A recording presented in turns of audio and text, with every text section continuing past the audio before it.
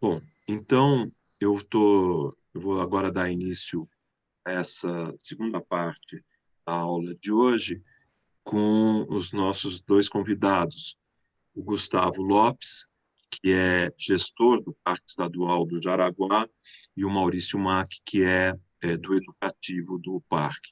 E por que o convite a esses dois profissionais que fazem a gentileza de vir aqui conversar conosco na disciplina de planejamento da paisagem, que este semestre trata o Parque do Jaraguá e a terra indígena como foco para um planejamento da paisagem, um estudo de planejamento da paisagem. Bem, porque o gestor ele tem essa experiência concreta, prática do dia a dia do parque, conhece em detalhes os problemas do parque, as dificuldades, as potencialidades, e pode gerar aqui para os alunos uma visão muito concreta dessa realidade. A gente tem que atuar sobre uma realidade concreta. E o educativo, que o educativo faz essa interface com as comunidades, com os visitantes do parque, com escolas, enfim, tem um papel muito importante na, na recepção do parque. Então, eu vou passar direto a palavra ao Gustavo e ao Maurício. Há outros professores aqui na disciplina, Gustavo e Maurício, que estão já abrindo aqui, o Eugênio, a Emília, o Fábio e a Francine, que eu não estou vendo agora, e mais alguns colaboradores que estão conosco na disciplina. E vou passar a palavra a você, a gente está gravando, vou passar a palavra a você, de que vocês se apresentem, tragam as questões que vocês julgarem pertinentes para nós. Agradecendo realmente muito a presença de vocês nessa disciplina, bastante importante para nós. E um parque bastante importante, uma região da cidade bastante importante mesmo, baita de uma referência, né, para a cidade.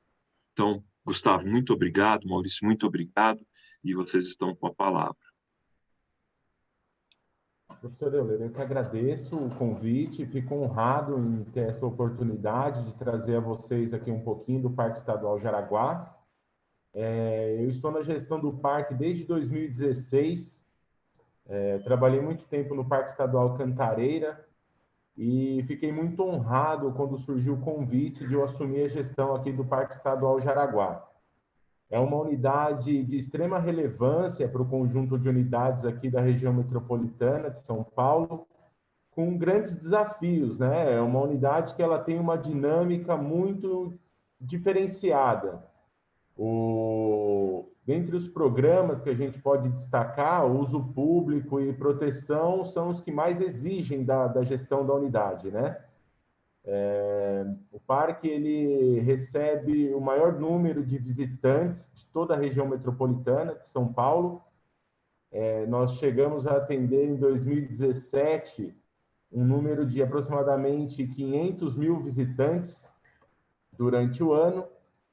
E agora, por conta da pandemia, nós tivemos que reaprender e reestruturar nossas ações durante esses últimos anos, né? O Jaraguá ele sempre teve como carro forte atividades presenciais, sejam na unidade ou instituições do entorno, principalmente escolas, que já tem o Jaraguá como um ponto focal para essa temática ambiental, vamos dizer, né? Então, temas que estão em evidência e de extrema relevância para a conservação e qualidade dessa comunidade de entorno, eles são abordados de uma forma clara e lúdica pela equipe de monitores ambientais aqui da unidade. Agora o parque ele completou 60 anos, né, no último mês de maio, e toda a nossa atividade, todas as comemorações, elas foram online. Então, fizemos alguns vídeos, disponibilizamos no YouTube, com depoimentos de ex-gestores, de frequentadores assíduos, que relataram um pouquinho também do que o Parque Estadual Jaraguá representa para cada um. O parque, ele como desafio também, né, ele tem um entorno bem povoado, né, vamos dizer. Então, um esforço diário, tanto pela equipe de educação ambiental quanto de proteção, que busca sempre uma atuação de caráter preventivo, né? Então, nós procuramos ter uma proximidade bem grande com os proprietários, as instituições de entorno, e sempre deixar um canal aberto de comunicação, para eles se sentirem à vontade de trazerem demandas, necessidades, ou até mesmo, em algumas situações, algumas denúncias, né, de alguma atividade ilícita, seja no entorno, em área limítrofe, ou até mesmo dentro da unidade. É um trabalho bem desgastante, vamos dizer, né? Uma unidade que te exige muito e te expõe demais a várias situações que muitas vezes fogem um pouco do seu planejamento, mas no final do dia, no final da semana, você pode se dizer que o resultado de grande parte das ações, elas são gratificantes. Eu acho que era mais isso que eu queria colocar de um panorama geral. Eu não sei se o Maurício queria destacar um pouco do trabalho de educação ambiental também que é feito, eu acho que é interessante. Então, eu vou passar um pouco a palavra para o Maurício, para ele expor um pouquinho desse trabalho de educação e sensibilização ambiental que é desenvolvido aqui na unidade também. Só um minutinho aqui que eu vou...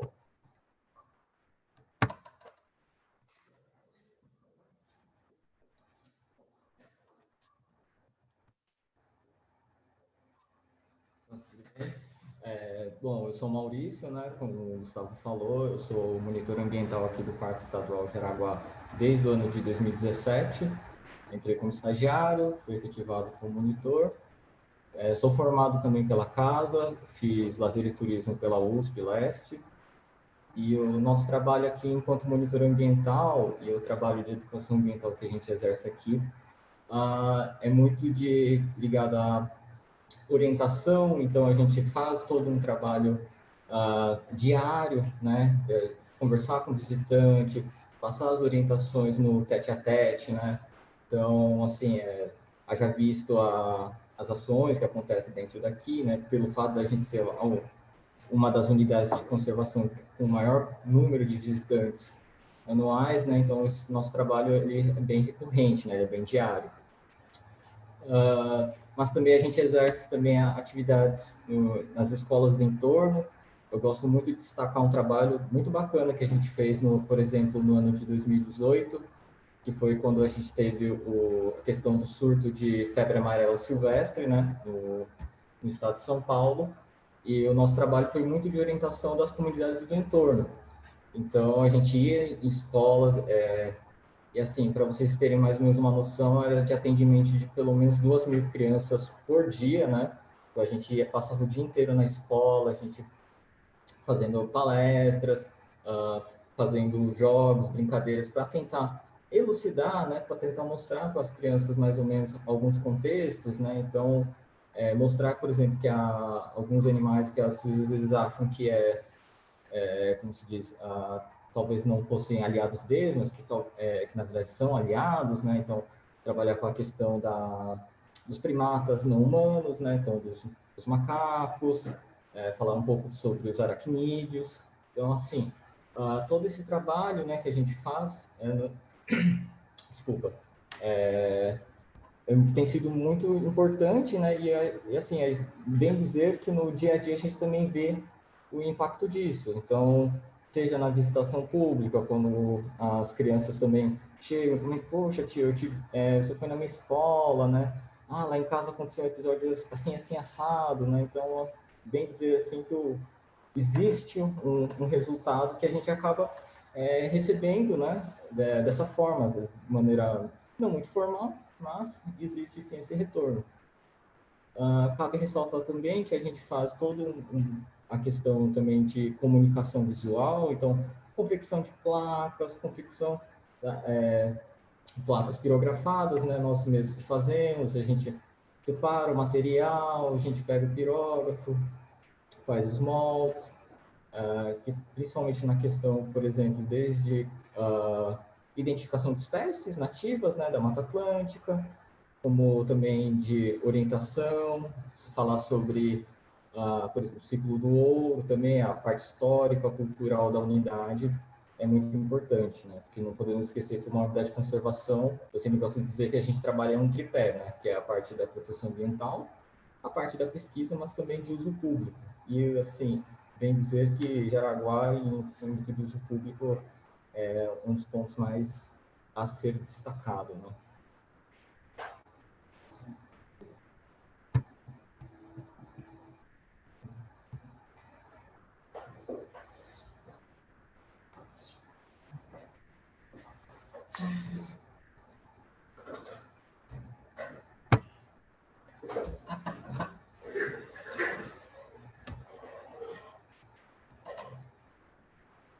Bom, eu acho que foi colocado aqui a vocês um pouquinho do que é o Parque Estadual Jaraguá,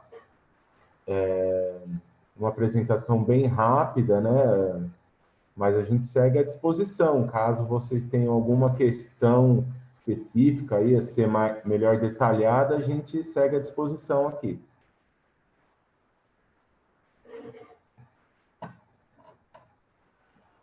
Euler, teu microfone deve estar fechado. Bom, acho que talvez fosse o problema do... Tá ouvindo agora? Tá. Então, Gustavo, estava dizendo para a gente fazendo um aquecimento aqui, também para os alunos, os colegas e os alunos poderem ir vendo que questões gostariam de colocar para vocês, pedir esclarecimentos.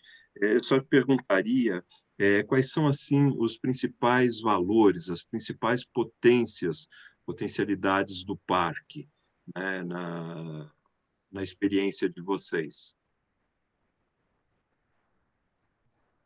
Bom, o parque ele tem esse viés da visitação pública bem incrustada, né, na sua rotina diária, né? O parque ele tem um potencial para um turismo de base comunitária, talvez que seja um dos pontos que a gente vai ter como foco nos próximos semestres. Não só por conta das aldeias que a gente tem do entorno, que atuam com materiais, artesanatos, que tem alguns pontos de comércio dentro da unidade, que por conta da pandemia a gente suspendeu, né, a visitação em vários atrativos, mas como eu também observei aqui numa fala final do último palestrante, a questão das hortas, a gente nota que vem crescendo, né? Nós temos vários produtores aqui no entorno que vendem verduras, legumes, e vem se estruturando, vem se profissionalizando e até tornando isso como uma principal fonte de renda, que notava-se que era uma prática, vamos dizer assim, vista até como um hobby, uma terapia, talvez, e hoje a gente vê esses produtores encorpando a sua produção, o seu espaço de venda e produção de legumes e verduras. Então, eu destacaria esses dois pontos: a questão do artesanato, do turismo de base comunitária, e dando também um destaque para essa questão do produtor local aqui da região. A gente já tem algumas perguntas aqui no chat. Eu vou também te perguntar, você deve conhecer o projeto do Museu Territorial Tecojapuí, né, que é um projeto de um museu e de um turismo de base comunitária, talvez, e que tem o Jaraguá aí já como um foco. A Francine pergunta também, o parque é todo cercado, e o Eugênio, os dois são professores da disciplina, né, pergunta quais são os principais usos considerados inadequados pela gestão do parque. O Parque Estadual Jaraguá, ele é uma unidade consideravelmente pequena, né, se comparado às outras da região metropolitana. O parque ele tem aí quase 500 hectares. Ele não é todo cercado. Nós temos alguns pontos de cercamento em áreas críticas, né? E já entrando na outra pergunta, que são os pontos críticos. Então, nós temos alguns usos indevidos, né? A questão de manifestação religiosa, descarte de resíduos e ocupação irregular. O Parque Estadual Jaraguá, ele tem, vamos dizer assim, algumas barreiras, né? Que são as rodovias, o Rodoanel, Anhanguera e Bandeirantes.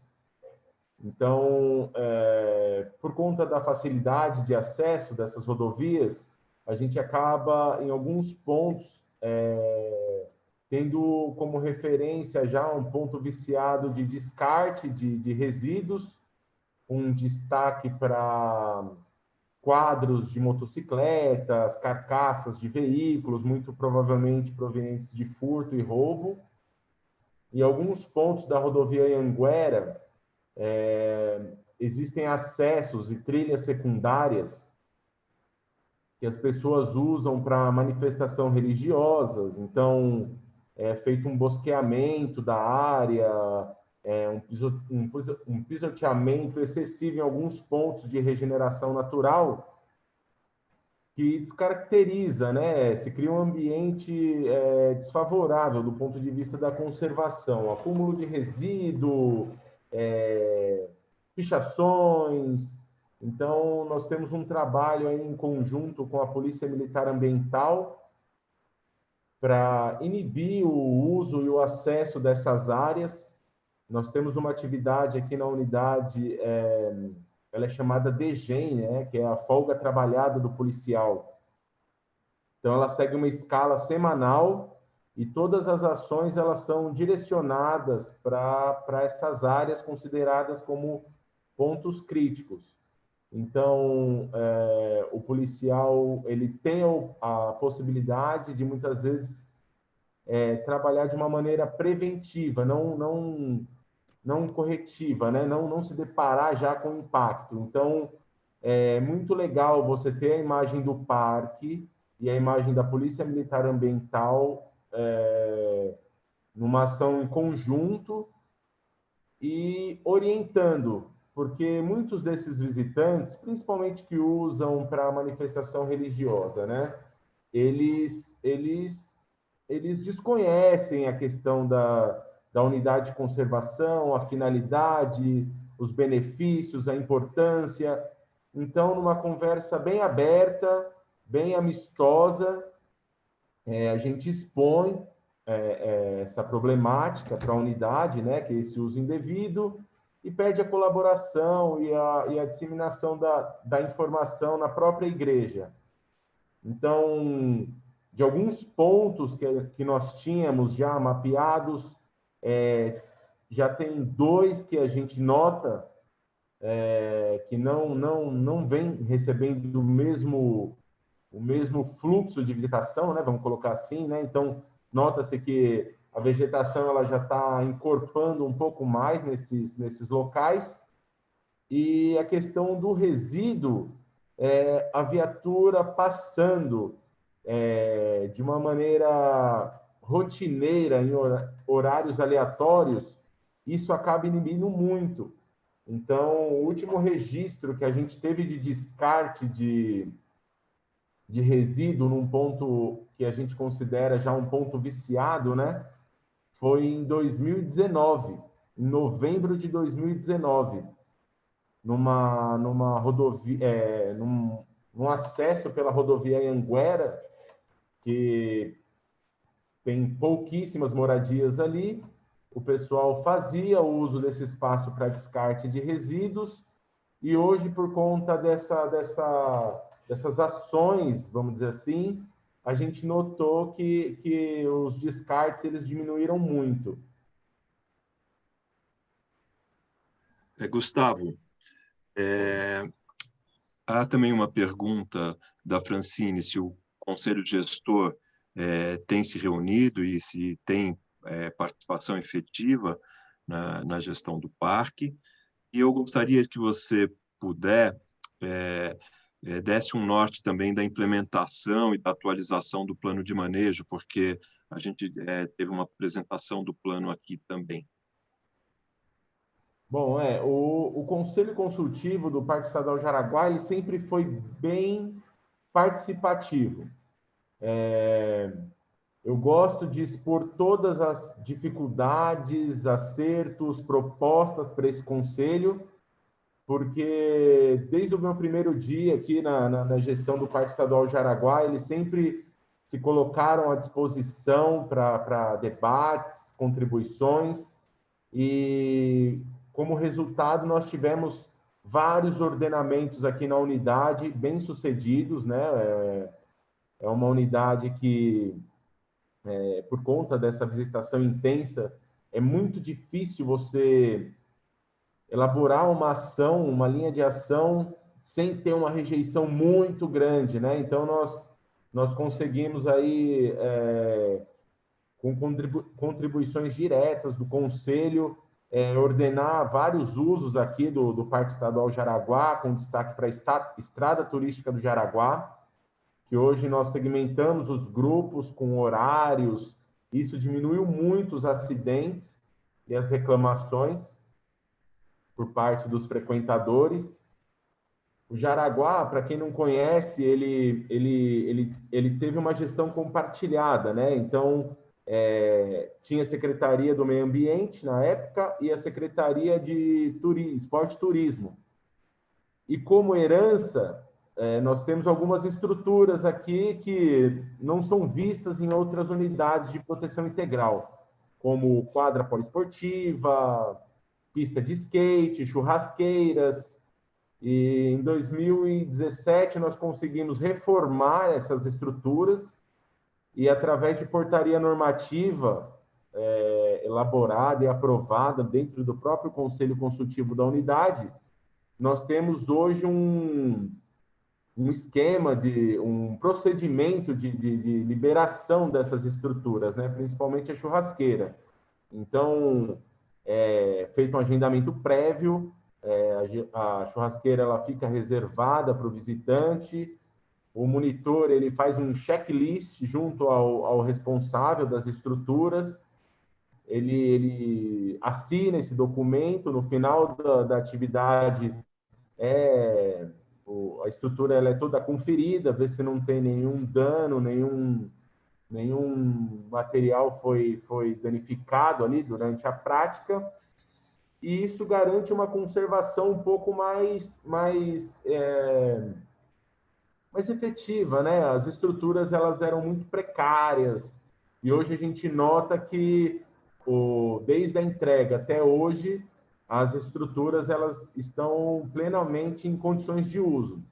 E isso foi uma das vitórias e das conquistas discutidas dentro do Conselho.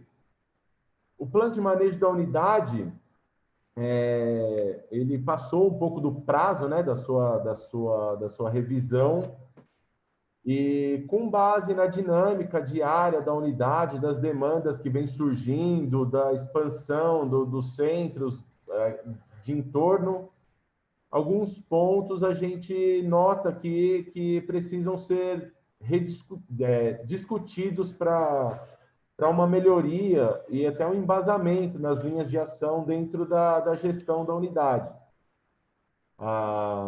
O zoneamento da unidade teve algumas modificações, o entorno, a zona de amortecimento, já sofreu algumas modificações ao longo desses anos. Então, eu acredito que dentro de uma linha de prioridades do núcleo de plano de manejo da Fundação Florestal, em breve o Jaraguá já vai ter que ser pauta, e acredito que colocado como prioridade, junto às outras unidades também, né? Cantareira, enfim, Juqueri, que estava em processo também.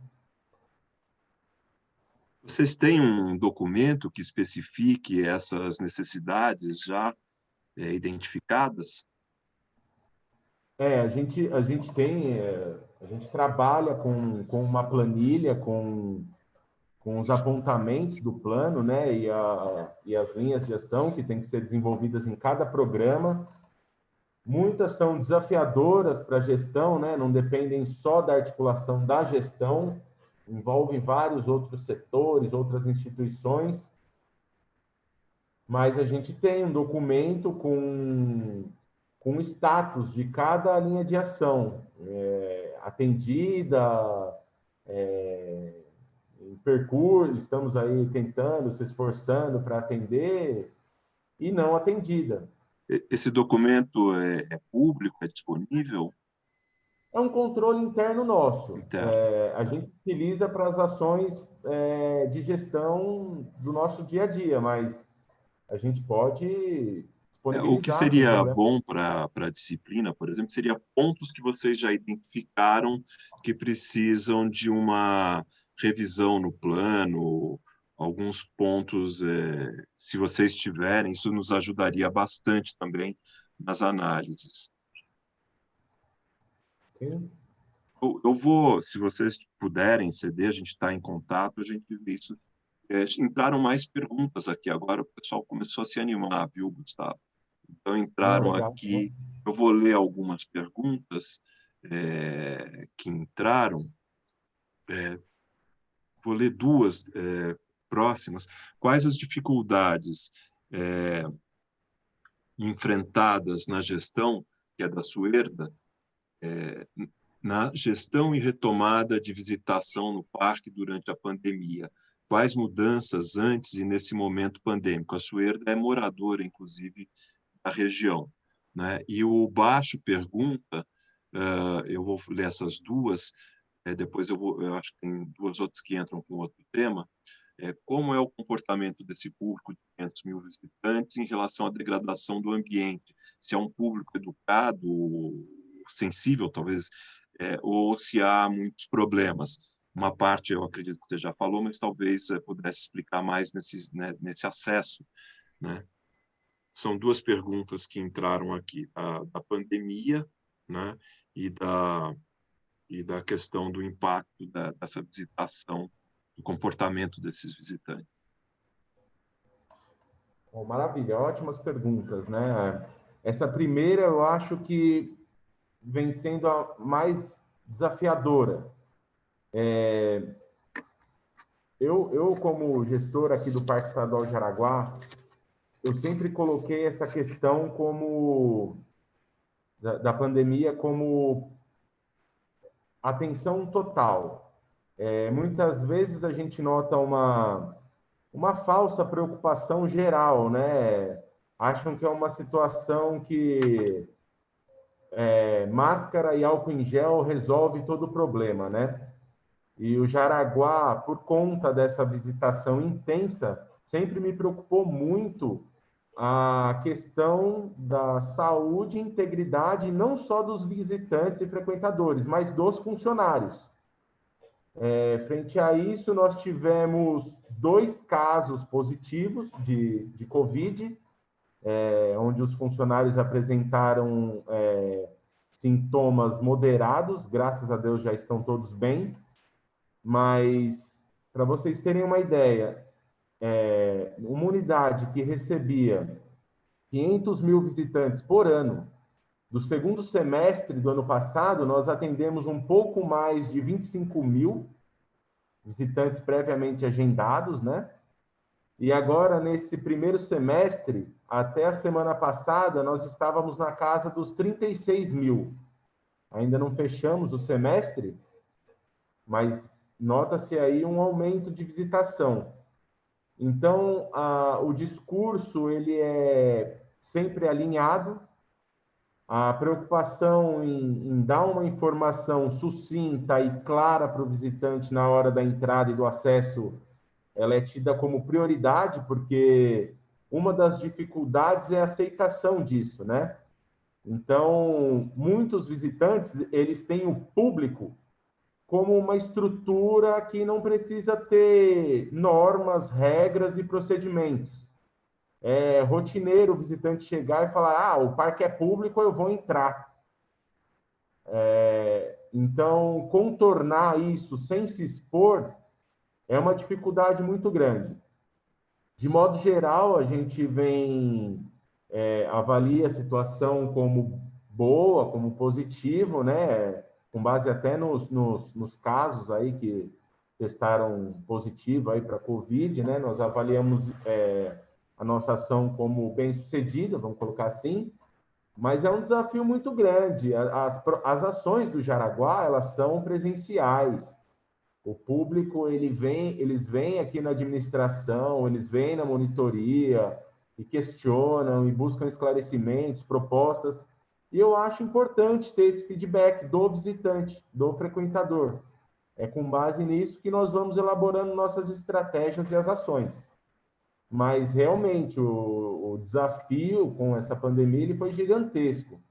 A parte de sinalização que o Maurício colocou aqui, de identidade visual, de orientação, de acesso, de cumprimento dos horários, da capacidade máxima diária permitida, isso tudo é muito desafiador, mas vem dando certo e estamos colhendo frutos, né?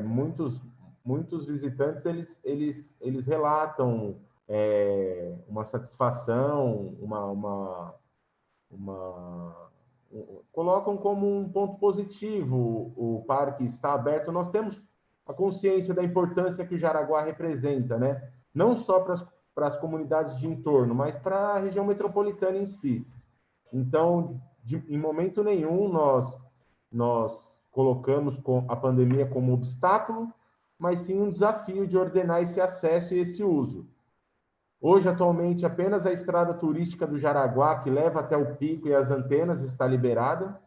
As trilhas, churrasqueiras, quadra, essas estruturas elas estão temporariamente interditadas e à medida que o programa de vacinação e o Plano São Paulo for avançando, a gente vai liberando e aumentando a capacidade máxima diária de visitação.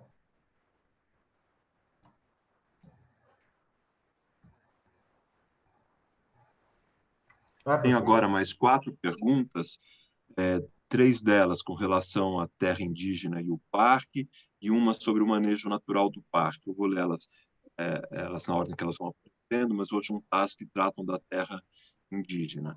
Eu vou ler. A Natália, que também é moradora da região, ela participa do território de paisagem e é colaboradora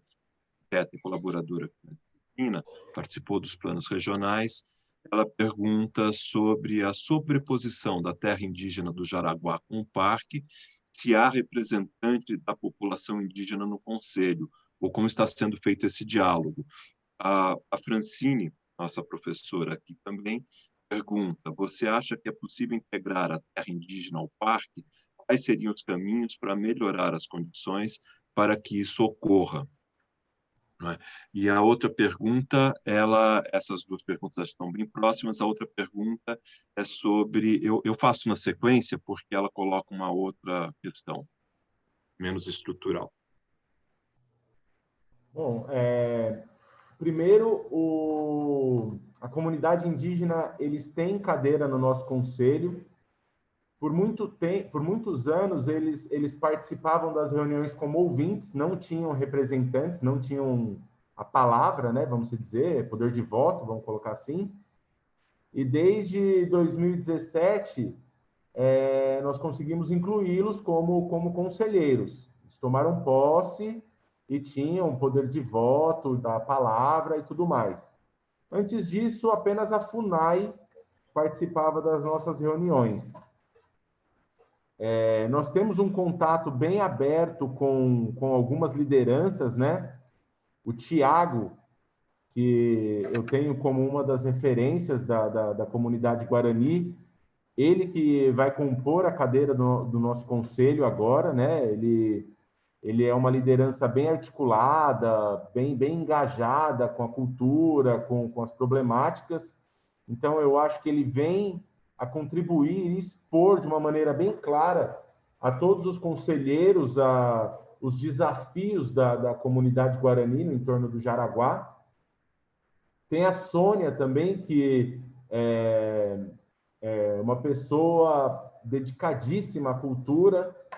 Em 2018, nós fizemos aqui o primeiro festival Guarani no Parque Estadual Jaraguá. Ela organizou um evento maravilhoso, vieram indígenas de outras regiões, de outros estados, e teve uma roda de conversa, teve dança, teve comidas típicas, e ela montou toda uma estrutura de show. Foram 2 dias de evento, foi uma coisa fantástica. O parque até esticou um pouco o horário, a pedido deles, esticou um pouco o horário de fechamento, então tiveram acesso ali pela portaria principal os visitantes que quiseram prestigiar o evento. E eu acho que o caminho para melhoria e potencializar as ações, tanto da comunidade Guarani quanto do parque, é esse: é um canal aberto de diálogo, expor as problemáticas e, dentro das limitações de cada um, procurar articular e, de alguma forma, agregar para se ter uma melhoria nesses pontos. Era mais isso? Tem mais alguma coisa? Eu não me lembro da segunda pergunta. A outra pergunta ia um pouco nessa direção, né, que é qual a relação da gestão com as demandas dos indígenas pelo acesso e utilização do parque, que você já começou a falar. Uhum. E as perguntas anteriores, o que é a questão que estaria faltando aí um pouquinho seria a questão da integrar a terra indígena. Na verdade, talvez fosse melhor dizer o problema que está constantemente em discussão, uma gestão partilhada do parque com a terra indígena e seus impasses. Falando um pouco da demarcação da terra indígena, né? Esse é um tema que ele é extremamente importante e delicado. Então, todas as tratativas, elas estão sendo conduzidas pelo nosso diretor executivo, junto ao secretário, com a participação da gestão, gerência e da diretoria metropolitana. Com relação ao uso e ao acesso, nós já acordamos em uma reunião na própria secretaria o acesso livre dos indígenas às áreas que não são abertas à visitação pública, né? Eles utilizam do espaço para pegar madeira, para lenha, remédios, alguns materiais para confecção de artesanato, que são comercializados aqui na unidade também. Eles já têm alguns pontos já bem direcionados para coletar esses materiais. Então, a gente procura sempre ajudar e colaborar de toda forma quanto a isso. Gustavo, entrou mais uma referente à questão do Guaranis, e eu também vou te perguntar, eu sei que é um assunto complexo, mas em que ponto se encontram essas discussões no momento? E a pergunta que entrou da Flávia, que também participa do mestrado sobre a terra indígena, é a questão de haver moradia indígena na área do parque. Né? E também, assim, que ponto que estão esses diálogos que não são, que têm idas e vindas, como está isso agora? Né? O assunto, como eu disse, ele não é conduzido só pela gestão da unidade. Então, o nosso diretor executivo, ele é bem participativo em todas as discussões e tratativas quanto ao tema. Já existe um processo aberto referente ao tema. E a última reunião que nós tivemos, na época, o secretário do Meio Ambiente era o Maurício Brusadin. Nós tivemos uma conversa com a PGE, tudo na Secretaria do Meio Ambiente, na sede em Pinheiros, e foi apresentado na época pelo Diego, que era gerente, né, respondia pela gerência metropolitana, algumas propostas algumas propostas quanto ao uso, né, e a sobreposição da área, né? Então, ia bem ao encontro desse tipo de uso, de acesso a áreas, coleta de materiais para remédio, artesanato, madeira para lenha e tudo mais, e algumas contrapartidas, né? A questão de construção de novas moradias dentro desse espaço, construções, eu não me recordo todos os pontos agora, mas ia meio que nessa linha da supressão de vegetação para a construção de novas estruturas, e basicamente isso. Isso foi tratado diretamente com o secretário e o diretor na época, o diretor executivo da Fundação Florestal na época. E esse foi o último encaminhamento. Não tivemos novas conversas de lá para cá.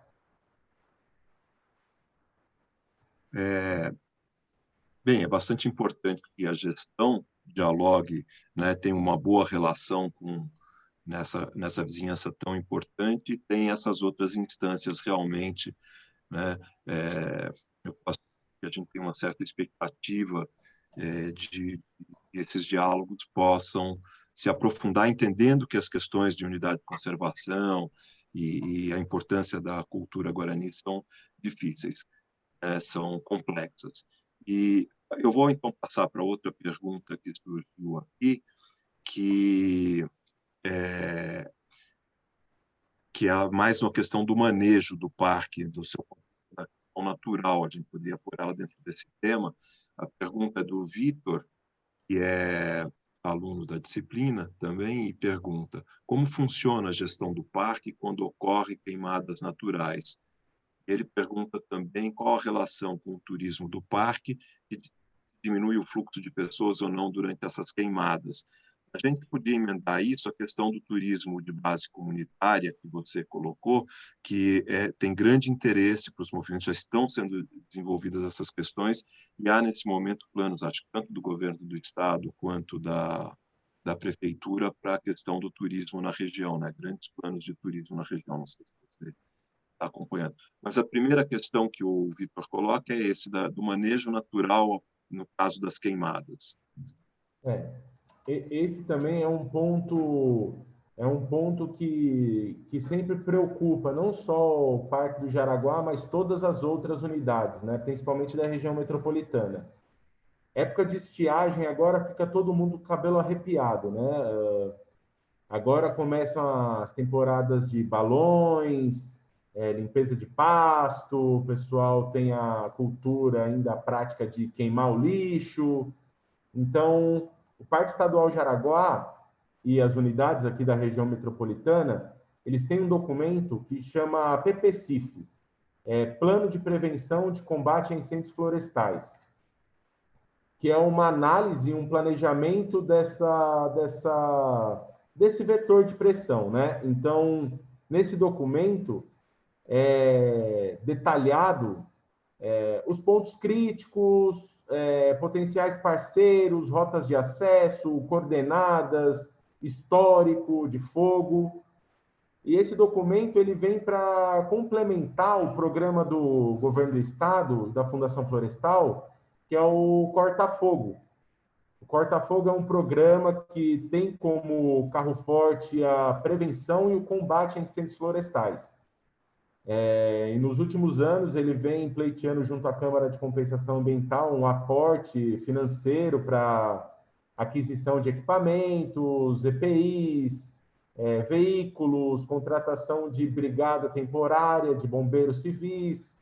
Então, isso vem para potencializar não só um preventivo, mas um combate direto, né?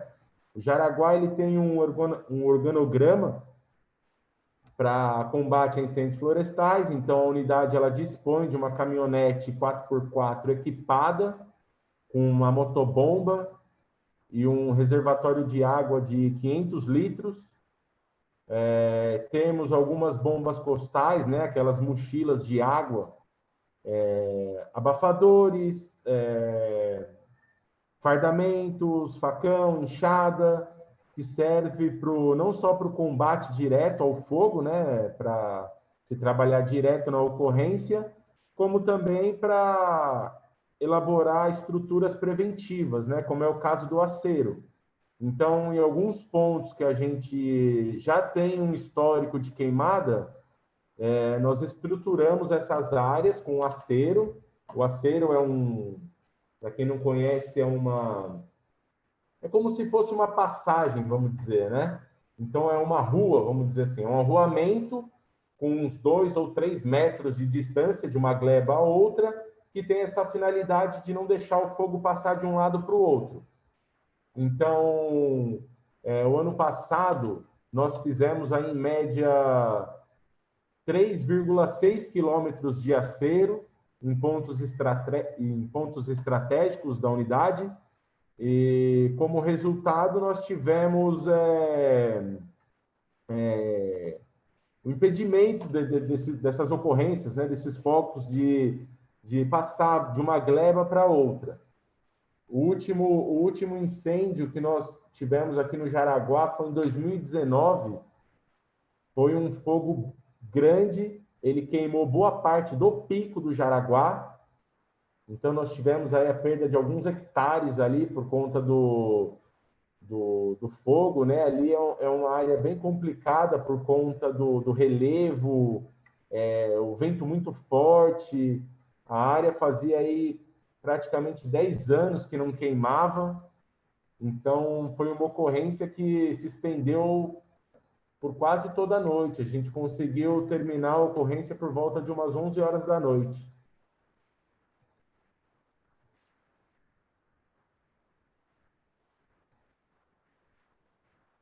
Vou emendar com essa pergunta. Há áreas de recuperação e recomposição da vegetação natural, e se há, como estão definidos esses projetos no momento, como que eles são feitos? Nós temos isso indicado no plano de manejo, né? Algumas áreas com potencial de regeneração natural, e temos também algumas áreas que nós pretendemos indicar dentro do programa Nascentes, que visa a recuperação de áreas dentro de unidades de conservação também, né? Então, nós temos uma área bem considerável ali na estrada turística, de difícil acesso também, que a gente já indicou como possível ponto para um enriquecimento ali, e uma recuperação do atual cenário. Isso está sendo elaborado aqui pela equipe do parque, vai ser discutido junto à assessoria de licenciamento, que tem um engajamento um pouco maior com o tema, e algumas APAs da região metropolitana também, que já aplicaram, já incluíram essas áreas no banco de dados do programa Nascentes. Então, eles têm aí vamos dizer assim, o caminho das pedras, né? Um manual aí passo a passo de como incluí-las, e a gente já está finalizando aí um mapeamento com a área que a gente considera um pouco mais crítica e difícil de se trabalhar.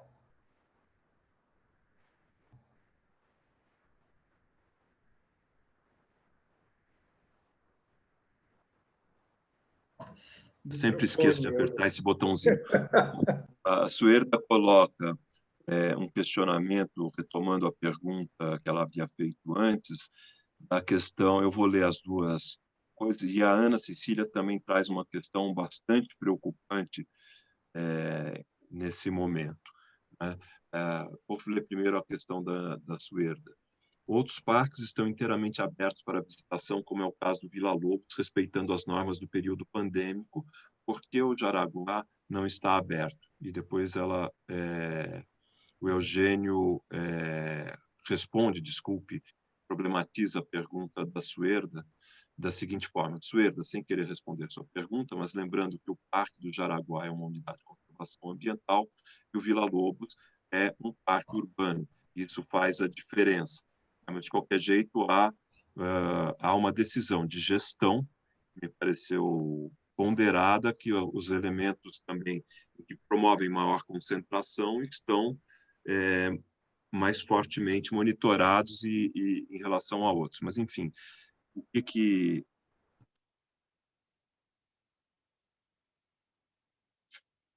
ficou clara a questão?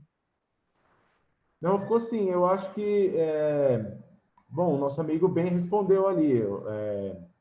Tem uma gestão para cada unidade, né? A Fundação Florestal, ela segue as diretrizes do Plano São Paulo e foram estipuladas algumas normas e critérios para expor o mínimo possível, não só o, o visitante, o frequentador, mas os seus colaboradores e evitar se criar uma referência ou um único ponto de lazer aqui para a região, causando uma grande aglomeração na entrada ou nos atrativos.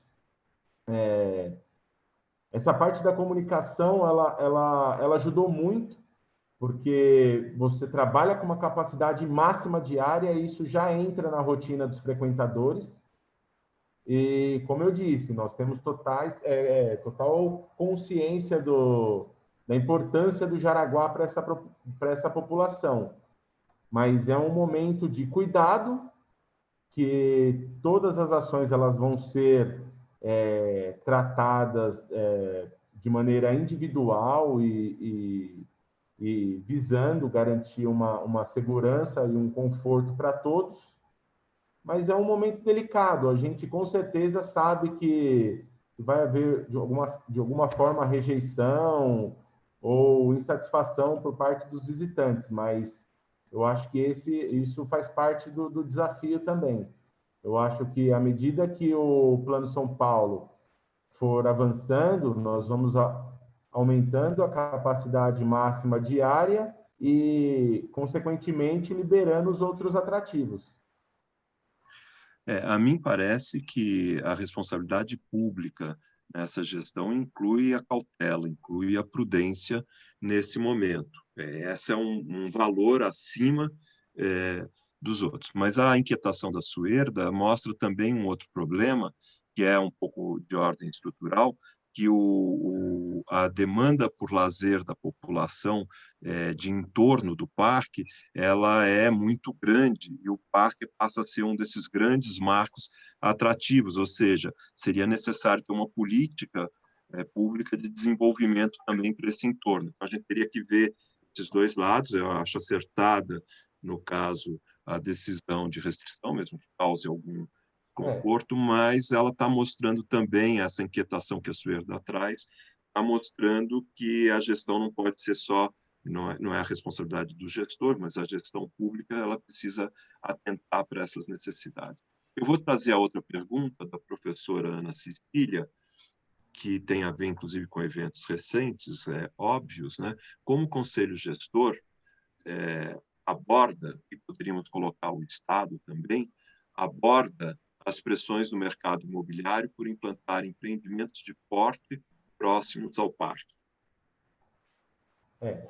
Isso nós tivemos essa demanda, né? O ano passado, que um empreendimento imobiliário quis apresentar uma proposta de construção de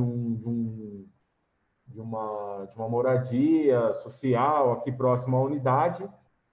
É um tema que ele tem que ser trabalhado junto ao conselho, e por conta da pandemia, a gente não realizou as reuniões presenciais, né? Muitos conselheiros eles não têm uma proximidade com essas ferramentas, como o Meet, o Zoom. Então, realmente, esse tema ele não foi colocado ao conselho num primeiro momento. e aí tivemos toda uma repercussão de entorno, o pessoal as lideranças das aldeias aqui, elas reivindicaram, teve toda uma manifestação, eles ocuparam a entrada do empreendimento ali proposto, e depois isso foi colocado numa reunião extraordinária do conselho. Nós fomos até questionados que a gestão da unidade ela autorizou ou de alguma forma foi a favor do empreendimento, né? E aí na reunião a gente se esforçou para deixar claro que a gestão do parque, a Fundação Florestal, ela não dá autorização, ela não dá anuência de nenhum empreendimento ou obra. Ela se manifesta quanto os impactos que podem causar direto e indiretamente na unidade. Quem se manifesta e autoriza a execução da obra é o órgão licenciador, ou prefeitura, ou CETESB. Então, foi um tema que a gente trabalhou ano passado. Confesso que aprendi muito, porque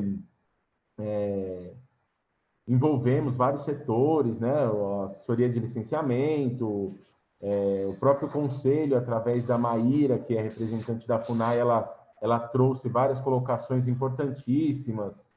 Então, foi uma questão bem enriquecedora do ponto de vista de gestão mesmo.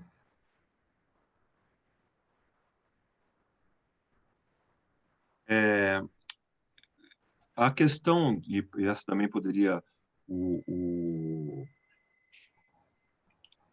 Maurício também poderia ajudar, o complexo bandeirista. Eu estou chamando de complexo bandeirista porque o que destaca é a casa que está cercada, mas na verdade existe todo o sistema de produção que envolvia a favela, a senzala, que envolvia, desculpem a associação, envolvia a senzala, que envolvia as águas para tratamento do ouro, para coleta do ouro, enfim, tem um complexo ali. Quem que é o responsável por isso e como é visto o potencial disso no parque, o diálogo disso, por exemplo, com as comunidades, como a Guarani e outras? Esse complexo aí, eu acho que ele se resume bem se a gente falar do casarão, né, diretamente. É uma estrutura que, por si só, é um atrativo fantástico aqui da unidade, né? Infelizmente, a gente não pode abri-lo à visitação pública sem um ordenamento por conta das condições do espaço, né? Partes ali, o assoalho, ele está meio comprometido, né? Nós conseguimos, com o apoio do Condefat, reformar o telhado, porque nós estávamos com um problema de infiltração em todos os cômodos, e isso estava comprometendo a estrutura do imóvel, né? Do casarão.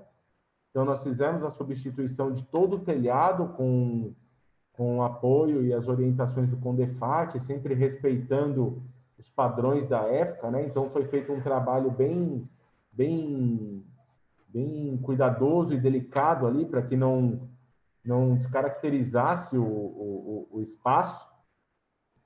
E é uma área que tem um potencial tremendo, né? Eles colocam até no plano de manejo como uma área que poderia ser utilizada como museu, administração, centro de visitantes.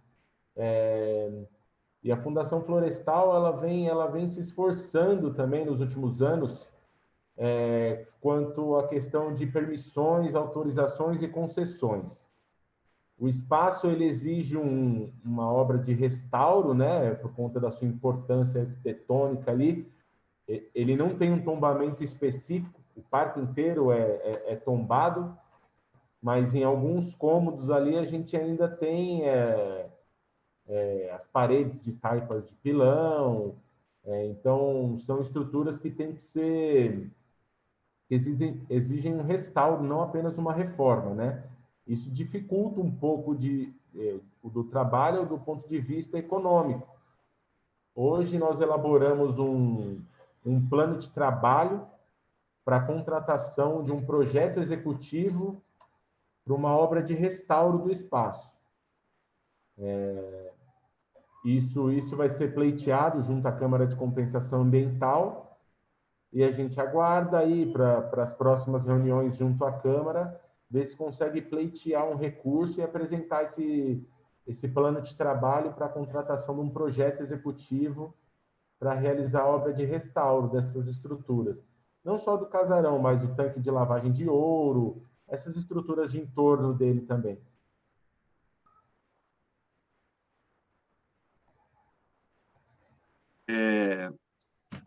A Suerda está perguntando como está o mobiliário ou para onde foram enviadas e qual o histórico de uso do casarão.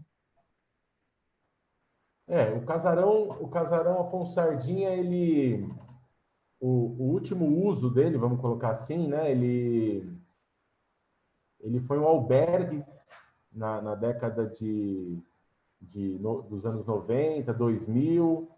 Ele funcionava como um albergue, o pessoal utilizava muitos grupos de faculdades, eles se hospedavam aqui na unidade, né? Dentro do casarão. O mobiliário, a gente nunca teve acesso aqui, a estrutura que existia no casarão, ela era desse albergue, né? Quando teve um processo de reintegração de posse, já não existia mais estruturas da época. Muito provavelmente isso deve ter se perdido na fase de transição de secretarias, talvez, né? Secretaria de Porto, Turismo e Meio Ambiente. Nós temos aqui uma telha, aquelas telhas feitas nas coxas, sabe? Que muito provavelmente eram confeccionadas por escravos, né? Daí tem até a expressão de quando é feita nas coxas, porque é uma telha que ela não tem um padrão, né? Então os encaixes delas eles são todos desordenados, não seguem uma linha de padrão. Nós tínhamos isso para expor como atrativo ali para os visitantes, para os grupos agendados, e era a única estrutura que a gente trabalhava. Aí tem as senzalas também, que tem o madeiramento, os dormentes todos da época. Então, são as únicas referências que a gente consegue trabalhar com os grupos. Gustavo, uma última pergunta, se ninguém colocar mais nada, e também porque o nosso tempo vai avançando, quais são os horizontes de gestão que vocês estão trabalhando? Agora o parque, ele direcionou um pouco o seu esforço de gestão na questão das permissões de uso e nas questões de autorizações de uso, que proporcionam em muitas estruturas aqui do parque você ofertar ao visitante novos atrativos sem onerar o Estado. Como, por exemplo, o Campo 3 de escalada. Nós temos, durante o percurso ali da Estrada Turística do Jaraguá, um paredão de escalada que tem todo um histórico encrustado no Jaraguá, né? Uma das primeiras áreas para a prática de escalada no estado foi aqui no Jaraguá. Então, no nosso conselho, nós temos também a FEMESP, que é a Federação de Escalada e Montanhismo no estado. Eles compõem o nosso conselho consultivo e eles estão atuando diretamente no processo de reabertura desse Campo 3. Então, a proposta é fazer um termo de permissão de uso dessa área, que envolve todo o ordenamento e manutenção dessa área, ofertando a prática de escalada para os visitantes, sem com que a gestão ou o próprio Estado tenha custos para operar esse espaço. Então, nós estamos com esforço direcionado para essa linha, não só a escalada, mas, por exemplo, as churrasqueiras, as lanchonetes. Então, direcionar o esforço no trabalho de fomentar parcerias e termos de autorização e permissão de uso dessas áreas para você estruturar e ofertar um serviço, vamos colocar assim, de melhor qualidade para os visitantes, sem com que isso gere um custo e um gasto para o Estado ou para a unidade. E isso vai gerar alguma contrapartida para a gestão do parque, por exemplo, nas questões naturais do parque, da parte... E isso assim, para cada serviço e para cada produto que nós formos trabalhar, seja escalada, churrasqueira, lanchonete, isso vai ser revertido ou em serviço, ou talvez em um valor de aluguel do espaço, do uso do espaço. Isso vai proporcionar, direcionar melhor o nosso efetivo em ações mais direcionadas à conservação, orientação e até mesmo educação. Então, eu consigo, ao invés de, por exemplo, deixar um monitor para fazer um checklist numa churrasqueira, eu consigo colocá-lo para um atendimento direto ao público e trabalhar um pouco mais a questão ambiental, histórica da região e as problemáticas que a unidade enfrenta diariamente. Então, você acaba canalizando o esforço e o recurso que você tem para outras ações que muitas vezes ficam não em segundo plano, mas você acaba não dando a atenção devida por conta dessa sobrecarga que nós temos que atender também. Para encerrar, Gustavo e Maurício, vocês gostariam de destacar alguma coisa, adicionar alguma coisa?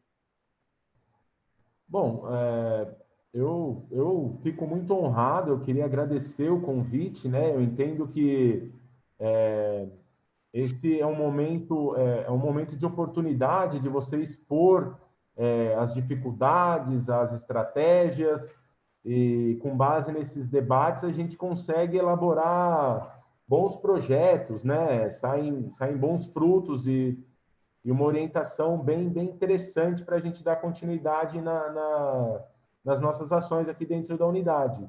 Então, eu agradeço o convite e eu coloco o Parque Estadual Jaraguá à disposição.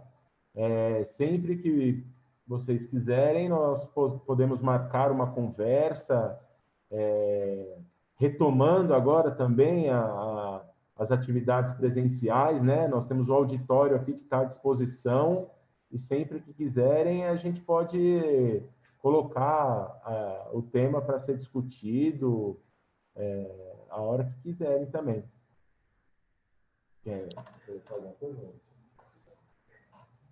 Bem, então eu vou lembrar também que uma parte dos alunos dessa disciplina, que essa é uma disciplina de planejamento de paisagem, não chega em projeto, mas uma parte dos alunos faz a disciplina de desenho industrial, que chega em projetos mais pontuais e que podem, então, aproveitar também esse material na outra disciplina. Olha, Gustavo, Maurício, eu agradeço muito a participação de vocês, a gentileza de virem aqui trazer e responder as nossas questões, e desejando sucesso a vocês aí, nessa retomada do Conselho também, né, que está para ser reativado, que o parque possa ampliar seus diálogos, possa cumprir esse papel tão importante, inclusive na conservação da região, essa dimensão cultural que o parque tem. Agradecemos muito mesmo vocês estarem aqui conosco e acho que podemos ver o que tem agora na cozinha, quem puder, para a gente passar para o almoço, né? Gustavo, Maurício, muito obrigado, viu? E a todos os alunos que estão na disciplina, também eu agradeço em nome deles a participação de vocês e dos meus colegas. Eu que agradeço. Então, o meu e-mail aqui no chat, qualquer coisa é só entrar em contato.